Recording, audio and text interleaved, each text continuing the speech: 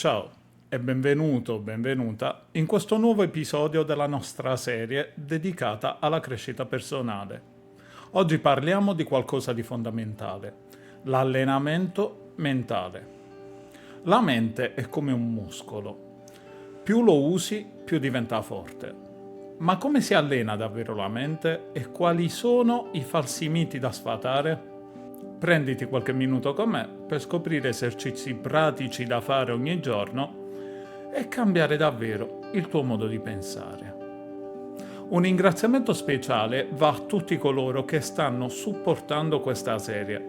Ricordate che i commenti e le interazioni con i contenuti sono un metodo gratuito ed efficace per aiutarmi nella crescita e nello sviluppo di questo progetto condiviso.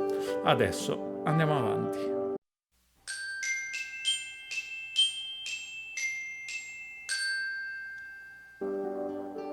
Molti pensano che la mente sia qualcosa di fisso, immutabile. Sono fatto così. Non riesco a cambiare. Non ho memoria.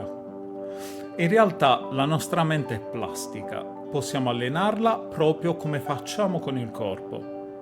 Allenare la mente significa migliorare concentrazione e memoria, aumentare la creatività, gestire meglio lo stress, risolvere problemi in modo più efficace. Non si tratta solo di diventare più intelligenti, ma di vivere meglio. Prima di vedere gli esercizi pratici, voglio sfatare alcuni falsi miti molto comuni.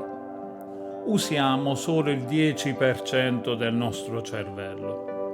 Questo è forse il mito più famoso. La verità? Usiamo tutto il nostro cervello, ma non tutte le aree sono attive allo stesso momento. Non c'è un 90% inutilizzato che aspetta di essere sbloccato. Gli esercizi mentali prevengono l'Alzheimer. Vorrei tanto che fosse così semplice, ma non esistono esercizi miracolosi per prevenire o curare l'Alzheimer. Tuttavia, un cervello attivo può ritardare l'insorgenza di sintomi e mantenersi più sano più a lungo. Persone destrocervellate o sinistrocervellate? Un altro mito. La verità è che la maggior parte delle attività coinvolge entrambe le parti del cervello. Non sei creativo o logico in modo esclusivo. Puoi coltivare entrambi gli aspetti. Vediamo ora gli esercizi pratici.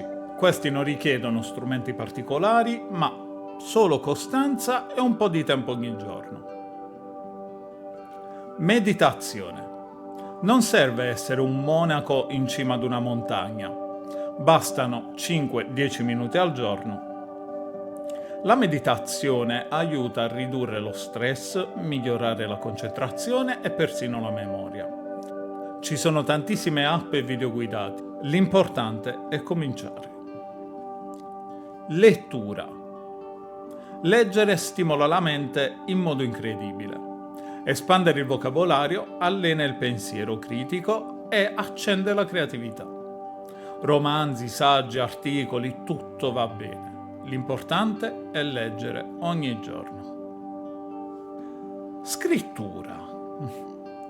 Scrivere aiuta a chiarire i pensieri. Non devi essere uno scrittore professionista. Un diario, un blog, appunti di riflessione, tutto fa bene. La scrittura migliora concentrazione e memoria e aiuta a comprendere meglio le tue emozioni. Giochi di logica. Scacchi, sudoku, puzzle. Questi giochi allenano il pensiero strategico e la risoluzione di problemi. Non solo tengono viva la mente, ma sono anche divertenti. Scegli gli esercizi che preferisci e rendili parte della tua routine. Non serve fare tutto ogni giorno, serve solo costanza. Ora parliamo di come rendere questi esercizi un'abitudine. Sii realistico. Non promettere a te stesso un'ora al giorno se non puoi mantenerla. Anche 5 minuti sono meglio di niente. Crea un promemoria. Può essere un post-it sul frigo, una sveglia sul cellulare, un bullet journal, qualunque cosa ti aiuti a ricordare. Associa l'abitudine a qualcosa che fai già. Ad esempio, medita subito dopo il caffè del mattino, leggi prima di dormire, fai un puzzle dopo pranzo. Traccia i progressi. Vedere i tuoi successi, anche se piccoli, è motivante e ti spinge a continuare. Voglio che ti porti a casa un concetto chiave. La costanza batte l'intensità.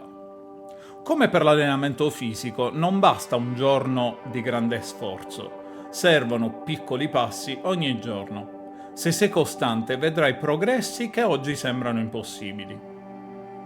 Allenare la mente non è un lusso, è una necessità.